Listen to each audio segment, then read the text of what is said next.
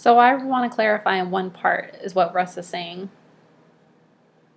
or one part of the story.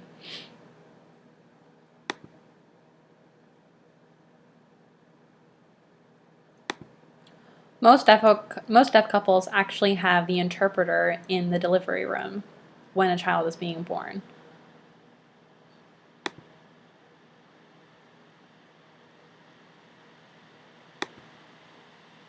I was a little bit nervous because, for our experience, we didn't have an interpreter in the room.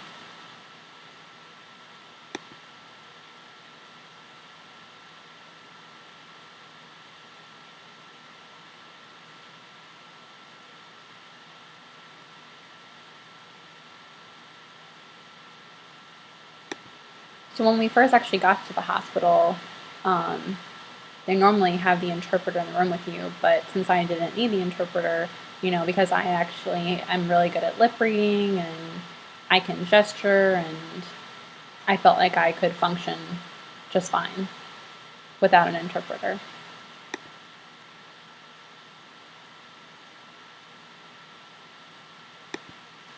So right before, I went into the room, I asked the interpreter if, he or she wouldn't mind staying outside of the delivery room, and the interpreter was fine with it. I didn't want to seem rude.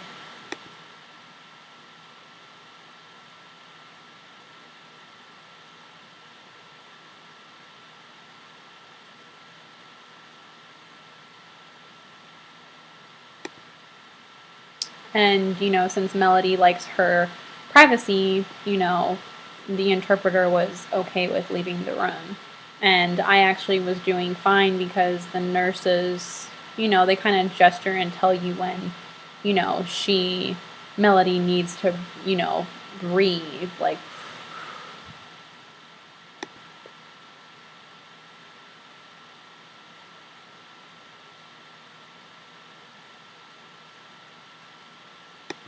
so really it was like, how the nurses were being, like, it was through their facial expressions that I knew when to use, like, to gesture and when to have Melody, begin doing the breathing correctly.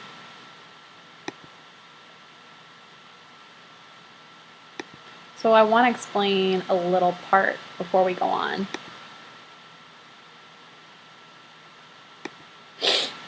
The baby was born on April 12th, 1999.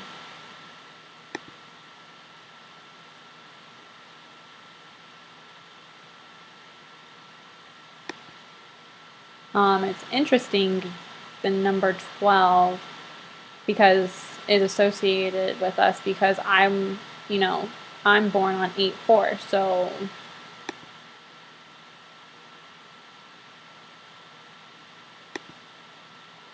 8 plus 4 equals 12. And my daughter,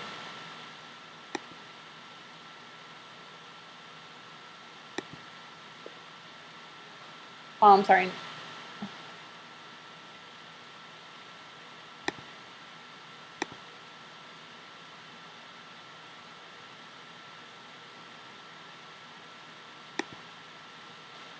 So Melody was born on 11/12. So again, you have the 12 association.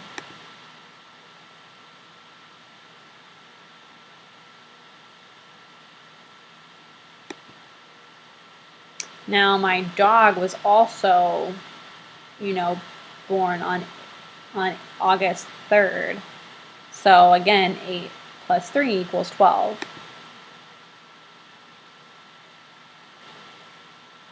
So really, there are really many different, there are many number patterns associated, in our family.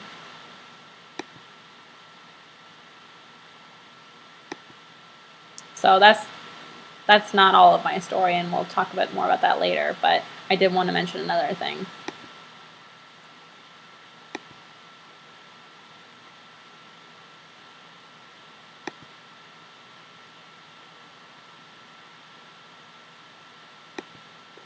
So of course, I wanted my daughter to have, a playmate.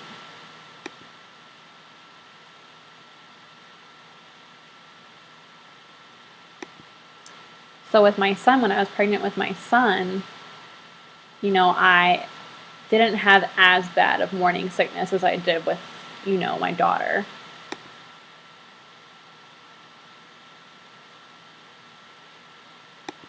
And it was interesting because, again, my doctor, was a man, and I wanted a female doctor.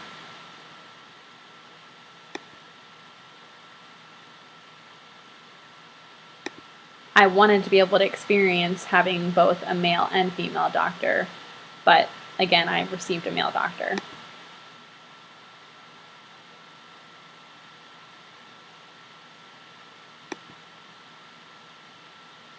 Originally, I had a female doctor set up this time, but right before I went into labor with my son, before I went into labor with my son, the woman, my female doctor was not available, and I ended up getting a male doctor. Anyways, it was really fine. It was just interesting. So Russ's birthday is August 4th.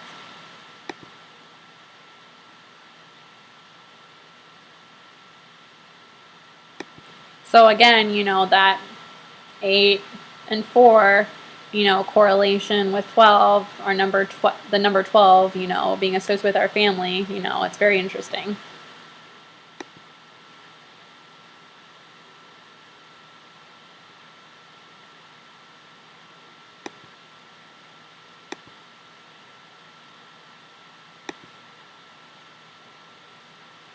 So it's interesting, because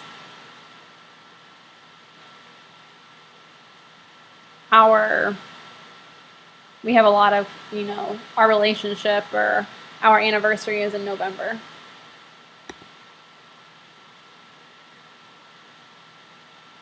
So November is, a month that for us.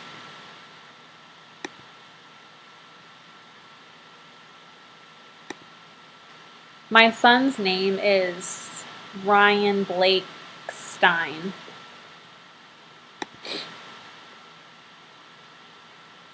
And I have a little story about, where his name came from. My father's name is Robert Blake Stein.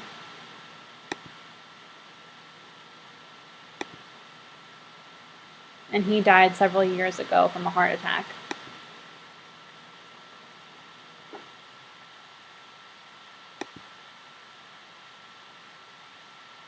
And he died, when my son was young. So most people ask, why did you name your son after your father?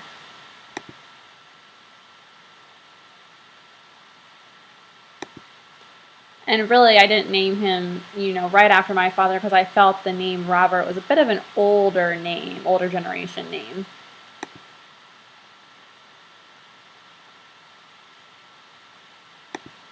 But they end up both having the same initials. So for my son, it's Ryan Blake Stein. So RBS are his initials, just as my father is Robert Blake Stein. Robert Bruce Stein. RBS.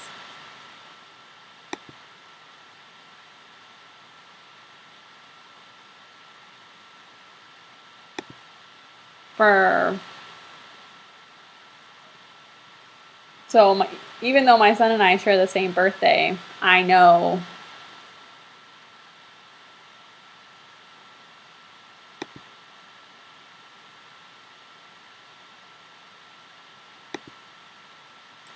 So since my son and I share, the same birthday, I know that the attention is not just going to be about me.